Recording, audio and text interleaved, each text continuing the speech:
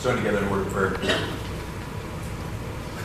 Lord, we do thank you for this week of Vacation Bible School that our congregation has been a part of, and for the opportunities that we had to minister to and be ministered to as we met together for your kingdom purposes. Lord, we thank you that you do call to us and ask that you continue to guide us and assist us in knowing how best to hear the call. It's in Jesus' name we pray. Well, for those who attend here at Bethel regularly, it may seem a little bit odd for us to jump back this morning and talk about Samuel. We're reading through the Bible chronologically, and over the last couple of weeks we've been working with Solomon, King Solomon, and his writings. And so we moved from the third of the kings back to the last of the judges. And yet, as you've already heard this morning from the Vacation Bible School sharing, from the drama that you saw, from the passage that was read, that was one of the example stories that was used to teach about what it means to receive God's message. God's message received. Message received, hearing God's call. So in that way, it seems fitting for us to do that. The other part for me, I felt like we spent a lot of time talking about the kings, and yet in the midst of this timeline in Israel's history, it wasn't just the kings who were leading. In fact, oftentimes, the kings weren't the ones who were leading in the right direction anyway. There were also the prophets. And so this morning we spend a little bit of time with Samuel. Samuel was the last of the judges. He was also a priest. He was a prophet. He was the one who, even though he didn't think he should, God told him to anoint Saul as the first king of Israel. And then he also anointed David to be the king to replace Saul when that time came. But that's getting a bit ahead of the story, isn't it? Samuel's mother, Hannah, was unable to have children. That is, until God heard her prayer, her pleas to have a child. And with the answer of that prayer came a promise. A promise that this baby born to her would be dedicated to the service of the Lord. And so when the time came, Hannah brought this young Samuel to Eli, the priest, to care for and to raise him so that Samuel could serve in the ways of God. But sometime after that, as Samuel was sleeping at night, he heard a voice whispering, "Samuel, Samuel." And when he heard it, he had not heard the voice of God before. He didn't recognize that as God's voice. He assumed that it must be Eli, the priest, his caretaker, his surrogate father, who must have been calling to him in need of something. And so he got up and he went to Eli and he said, "Here I am." Eli woke up out of his sleep, unsure of what was going on, and told the boy, "I didn't call you. Go back to bed." So Samuel did. Once again, he heard a voice, "Samuel, Samuel." And with no other idea of what to do than what he did before, he went back to Eli, certain that it had to be him who was calling him. "Here I am. You called me." "Samuel, I didn't call you.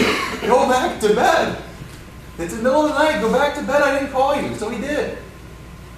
This happened a third time, and that's when Eli finally realized what was going on. That's when he realized that it was the voice of God who was calling out Samuel. And so he instructed Samuel to go back to bed another time. And if he did hear that calling yet another time, he should respond by saying, "Here I am. Speak, Lord, for your servant is listening." That's what happened. He went back to bed. He heard the voice again. He responded in the way that he was told to. And God gave him an earful about Eli and his family. Samuel went back to bed and was fearful about what to do with that information. He didn't want to be the one to take that news to Eli in the morning. And yet when Eli asked, Samuel shared the words that he had heard. Well, it seems to me within this passage there are a number of lessons for us to consider this morning. The first of which being, so often we assume that we are the ones that bring the word of the Lord to a person. And sometimes we are. But many times, and in this situation, we are not the ones who bring the word of the Lord. We are the ones who may help people to recognize that it's God who is speaking to them in the midst of their circumstances. We are the ones who might help to be a signpost, pointing them back towards God, instructing and encouraging them in the ways of how to listen to what God is saying to them. That was the role of Eli in this story. Eli didn't know what God was going to say. Even the next morning, he didn't know what God had said. He pressed Samuel for that information. Eli was the one who was able to recognize, after some time, that it was the voice of God that was calling out to Samuel. And Eli was the one who instructed him and pointed him back towards God with the words to share when he heard his name called, "Speak, Lord, for your servant is listening." Many times, our role is not to be the one bringing the news. It's to be the one who is helping others in our community and beyond to recognize that it is God who is calling, and to encourage and instruct in the ways to hear what it is that God has to say in His message. It's God's message. We also see in this story the need for creating space to hear what it is that God has to say. It was the middle of the night. Samuel and Eli were asleep. It was quiet. It was in the midst of that quiet and that slumber that the still small voice of God called out to Samuel. It wasn't in the midst of his daily routine as he was going about doing things within the temple. It wasn't in the midst of playing with his friends or listening to Eli's words, although I'm sure that happened as well, and I'm sure that many of us have experienced in our own lives that God does meet us in the midst of our circumstances and speak to us. But I think it's also true, especially in this frenetic, busy culture of noise all around us, that it's essential for us to step back at times from that, to create space, to be able to hear what it is that God has to say to us, to be able to hear the calling of God's still, small voice. This week on Facebook, I saw a picture of one of those chalkboard signs they have out in front of restaurants in the downtown, kind of like what we have in front of the ice cream parlor.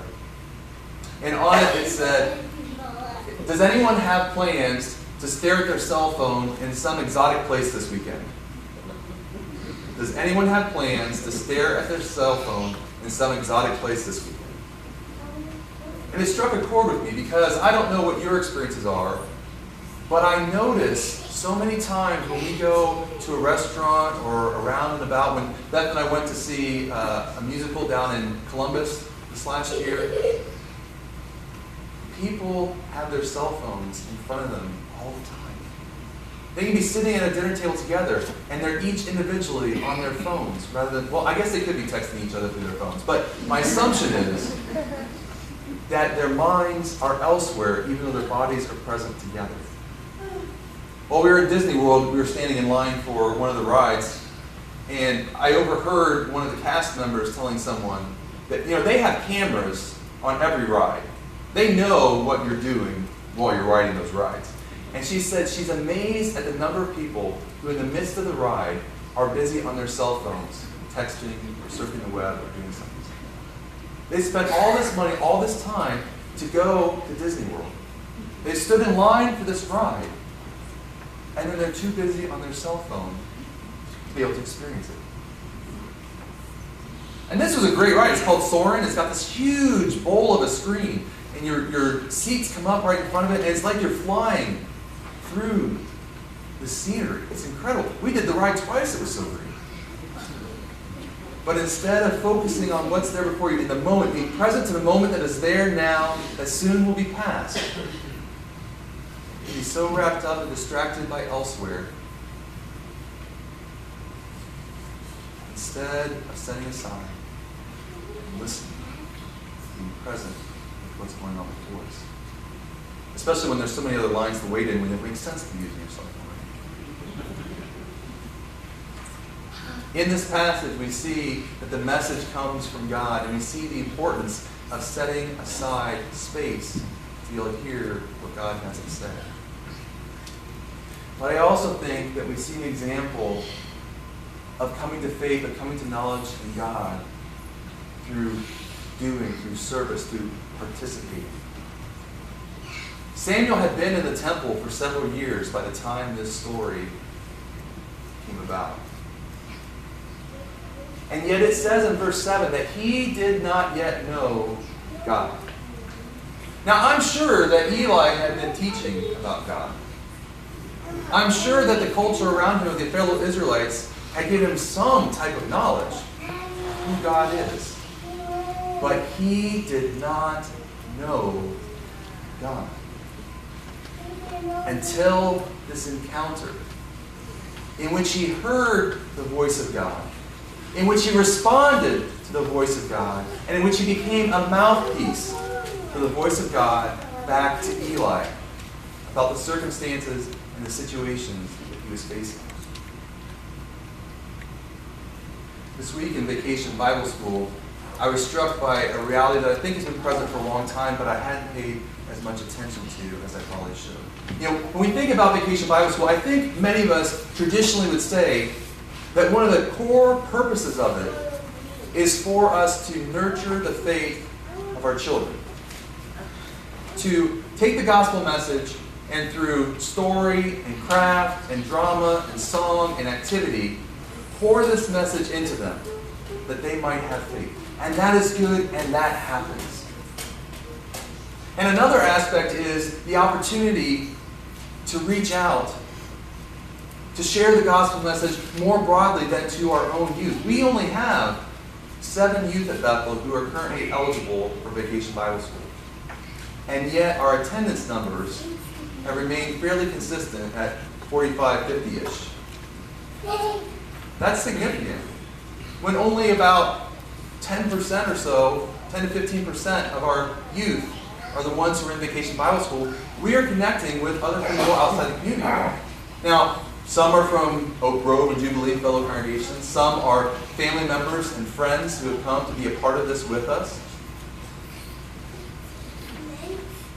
Beth shared with me that she's pretty sure, though, that about 13 of the kids who came were ones who have never been to Bethel before. Now, they may have churches elsewhere. They may be people of faith. I don't make a judgment call about that. But I do think it's significant that about 25% of the children who are here are ones from outside of Bethel who have never been here before. But all of that is what we tend to expect when we think about Vacation Bible School. What struck me this week was the number of people that we had helping out with Vacation Bible School that don't attend at Bethel. Chuck drew your attention to that insert in the bulletin. He said there's about 34 names, 35 names on there maybe. How many of them are ones that don't attend Bethel? I counted 6. And I'm happy to see some of them here this morning with us, because I'm incredibly thankful in first place for the participation and the willingness to give of yourselves to help in the ministry and the mission of the Vacation Bible School for the kingdom of God. Not for Bethel, for the kingdom of God. I think that's significant. But the other thing I think is significant is that it's not just the children that we're ministering to that are growing in faith and knowledge of Christ through Vacation Bible School. We as leaders, we as those who are outside of Bethel even, they have no need to come and help. They don't have the pressure of Chuck standing up here and saying, guys, I'm in charge, but I've got no one to help. They come because of their own reasons, their own calling, their own sense of serving God. And in the midst of that, I think, like Samuel, also have the opportunity to grow in their faith through doing, through serving, through participating. Head knowledge, instructional knowledge, that's important. And yet, how often is it that the most powerful encounters that we have with God come in the midst of life experiences, in the midst of serving God, of doing His will in the world around us? Randy Keeler used to be the campus chaplain, campus pastor up at Bluffton College. And he shared with me that when he first came to Bluffton, there weren't a whole lot of students who were coming. There was the chapel crowd that came, and that was about it. And so one of the goals that he had was to try and increase chapel attendance. And then he had a committee of young adults that he worked with. They did the planning for chapel. They participated, led in chapel. It was a involved type of thing. One day, as they were talking about special music, one of the other music majors mentioned, you know who we should have come for special music? There's this guy in the music department who does a solo with the handbells. Now, when we have the handbells up here, we typically have 6 or more people working together to play these bells. This was a music major who was able to play the bells himself. Multiple bells. We should have him come and do special music. So they asked him, and he agreed. And what happened was, not only did they have someone who didn't typically come to chapel, in chapel, because he was doing special music, but they also had his friends who didn't typically come to chapel as well, because they wanted to support their friend who's playing special music. And afterwards, Randy said he went up to him. He'd done a great job, phenomenal job of special music. He went up, he told him that, and he thanked him for his participation. And the young man said, you know, I play guitar too, if you ever need anyone to play guitar for the praise team. And before long, he was playing in the praise team every Sunday. He went from not attending chapel to being one of the leaders in the ministry of chapel. Growing in his faith and attracting others to the chapel services that hadn't previously gone, because, well, if he goes to chapel, why shouldn't he? There's something to the dynamic of how we grow in our faith, not only through a head knowledge, but also through the opportunities to participate and to live out our faith, to use our gifts for God's kingdom purposes in the midst of the opportunities that are before us. And I think that our passage this morning with Samuel reminds us that the message comes from God, sometimes directly through us, but oftentimes not. Oftentimes, we are just the signpost that point people toward the Lord. It reminds us that we need to create space to hear the word of the Lord in the midst of our busy lives.